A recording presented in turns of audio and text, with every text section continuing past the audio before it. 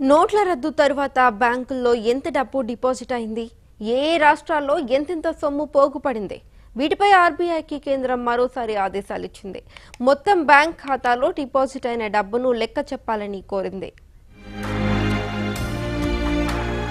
నోట్ల రద్దు తర్వాత బ్యాంకుల్లో ఎంత డబ్బు డిపాజిట్ అయింది, ఏ రాష్ట్రాల్లో ఎంత సొమ్ము ఉంది, ఇందులో 500, 1000 నోట్లు ఎన్ని, ఈ లెక్కలు ఏ రోజుకా రోజు ఆర్బీఐ వెల్లడిస్తూనే ఉంది. కానీ ఎక్కడో డౌట్ ఉంది కేంద్ర ప్రభుత్వానికి. ఓసారి మళ్లీ బ్యాంకు ఖాతాల్లో డిపాజిట్ అయిన సొమ్ము మొత్తాన్ని రీకౌంట్ చేయాలని ఆర్బీఐని ఆదేశించింది కేంద్రం. ఆర్థిక వ్యవహారాల కార్యదర్శి శక్తికాంత్ దాస్ స్వయంగా ఈ విషయాన్ని సూచించారు.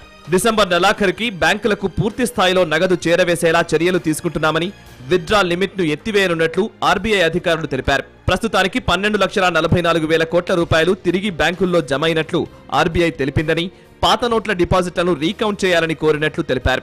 పెద్ద నోట్ల రద్దు ప్రకటన తర్వాత నవంబర్ 8 నుంచి ఇప్పటి వరకు దేశవ్యాప్తంగా బ్యాంకులకు 5 లక్షల కోట్లు పంపిణీ చేశామన్నారు. నెలాఖరులోగా మరో 5 లక్షల కోట్లను పంపిణీ చేసేలా చర్యలు తీసుకుంటామన్నారు. ప్రస్తుతం ఉన్న విత్డ్రాల్ పరిమితిని వారంలో సేవింగ్ అకౌంట్స్ వాళ్లు 24,000, కరెంట్ అకౌంట్స్ ఉన్న ఖాతాదారులు 50,000 తీసుకునేలా చర్యలు చేపట్టామన్నారు. ఏటీఎం నుంచి విత్డ్రా లిమిట్ పెంచనున్నట్లు ప్రకటించారు. వచ్చే 2-3 వారాల్లో అన్నీ సర్దుకుంటాయన్నారు శక్తికాంత దాస్. కొత్త 500 నోట్లు వస్తే నగదు కొరత ఉండదని, ప్రస్తుతం వాటి ప్రింటింగ్ పై దృష్టి సారించినట్లు తెలిపారు.